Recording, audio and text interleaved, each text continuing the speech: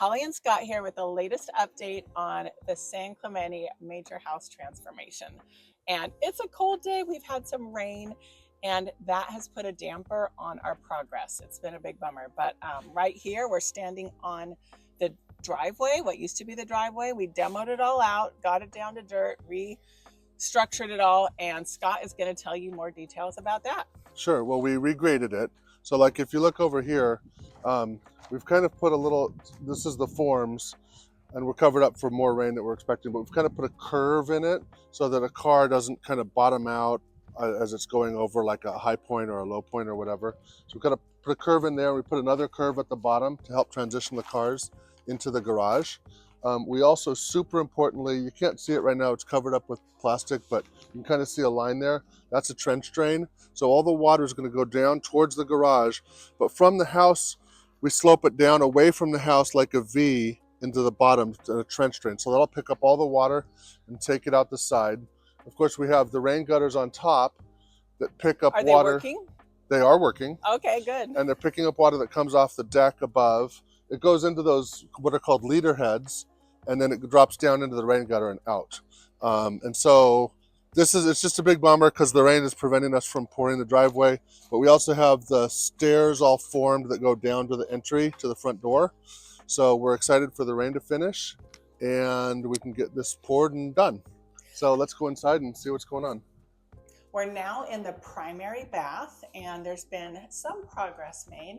Scott, you want to talk about what's happened here? Sure. Well, we've got the shower glass in, and that looks great to me. We had to make sure we matched the hardware of the shower glass to the bath trim of the shower faucet.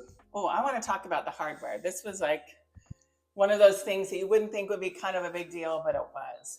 So Scott very thoughtfully chose Kohler, right? No, Delta rough-in valves. So like all the stuff behind the wall and everything, he's like, Delta's a good brand. We'll just buy Delta and then we'll pick the trim kit, the part that's on the outside, later. Well, I knew I wanted gold hardware, but Delta doesn't make a true gold. They make this champagne bronze color, which we purchased, but that's a little tricky because not everything else, like doorknobs and light fixtures and vanity handles, might not come in champagne bronze. So it's been a little bit of a challenge, but and we didn't get the true gold color I was after, but thankfully the shower glass guy could match the hardware on his work to the Delta faucet that's champagne bronze. It's pretty close, it's not perfect, but all these things that you think aren't a big deal and you just see a finished project, you don't think of all those little trying to match things up and line things up and measurements of things. And then we did these medicine cabinets that are recessed into the wall. I decided, hey, we should do that after the wall was framed. So we had to have the contractor come back and cut a hole for them so that they could go in. And furthermore, there was another one that we'll show you in a minute that it was in the wrong location. So the contractor had to come back. It was lined up of how things looked at one point, but by the time the tub got in, it looked like it was not lined up. So all those little details, getting the sink faucet lined up with the medicine cabinet lined up with the over light fixture, that vanity light bar, are all really important. And I've seen them when they're not lined up and it doesn't look great. Yep. What other comments do you have? Well, we also got the sinks. We've got what's called ramped sinks, so it's kind of not like a bowl. High and then low. Yeah, it just ramps down to the bottom. So the countertop should get on next week. That guy's been stopped because of the rain also.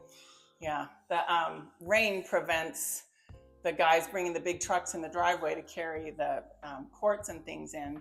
So like it's like all these dominoes. First the driveway has to get done and then we can have all the other vendors and contractors come. Yep. All right, anything else in here? I mean, you've probably seen the vanities before. We got the tub all kind of prepped and ready. It's not totally in. We've got to get the tub fill and faucets in. We've got to get caulked around the side, connect the drain, but it's basically ready to go. Yeah. What are the 4 holes over there for, Scott? There's looks like a lot of holes. There's, the tub spout that'll come and bring the water in. There's hot and cold faucets, and then this is for a hand wand, kind of like is in the shower. Oh yeah. So you can let's say you were bathing a dog or whatever, you could pull that out and spray them and use that. Yep, there's a hand one. That's one thing I wanted to make sure we added, because it's really nice if you're bathing a child, a dog, or if you're just cleaning the shower, to be able to get the wand and just spray down the walls or spray the child or the pet. So here we are in the kitchen, as I'm sure you guessed, and this island is the biggest island we've ever done. What was the dimension of the slabs we were looking for? It's called a jumbo slab when you're looking for the slabs. I designed this island. The slabs, the biggest slabs that came that we could find were like 11 feet 4 inches by 6 feet 6 inches or so.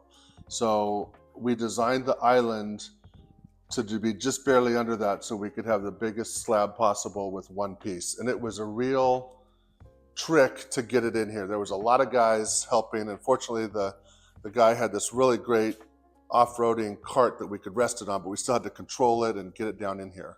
Yeah, so we purchased it and it came raw, and then the quartz fabricator had to add a second piece, and then that's how it gets finished on the edge. It didn't come finished. The fabricator did all that. Additionally, I want to point out, we incorporated the post into the island. We had to have the post for structural reasons. And whenever we're doing a house, if we feel like we can incorporate the post into the island, it feels less intrusive or awkward in the room. So that's why the post is there, rather than having the island in a different location, just having a post all by itself standing in the middle of the room. Yeah, we designed the kitchen and the island to have the post in the island. I'll give you a quick peek of the pantry. So the pantry has, I didn't know they're going to be matching, so I'm pretty excited. The custom cabinet guy made matching pull-out shelves. So these are really handy to have access to things that are like deep in the pantry, as opposed to, you can never get to the stuff in the back. So big, tall pantry. Like, I'll never be able to reach back up here, but that's what this guy's for. So there is the progress. We're getting so close. I think we're going to be done in a couple of weeks. So stay tuned for the next one. Thanks so much for watching, and make sure and subscribe for future videos.